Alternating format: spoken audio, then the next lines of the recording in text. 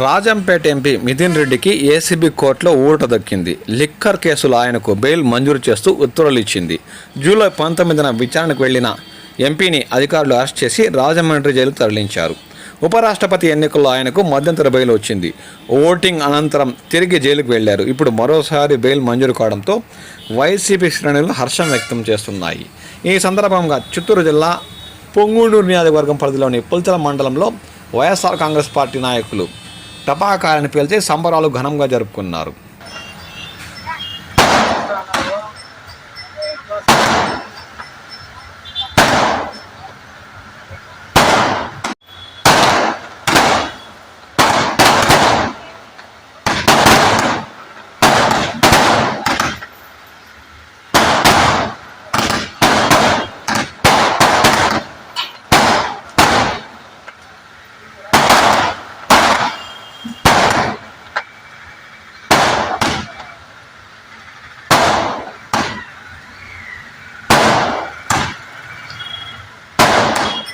ఈ కార్యక్రమంలో స్థానిక వైసీపీ నాయకులు చంద్రశేఖర్ రెడ్డి, నాదముని రెడ్డి, నిరంజన్ రెడ్డి, గోవింద్ రెడ్డి, నాగరాజ ప్రసాద్, మునీర్ ఖాన్, కోదండ, మునిరత్నం, రెడ్డి అహ్మద్, సైదు, బావాజీ, మహబాషా, తాహిర్, ఆమీన్, సమీర్, ఆదిల్ తదితరులు పాల్గొన్నారు.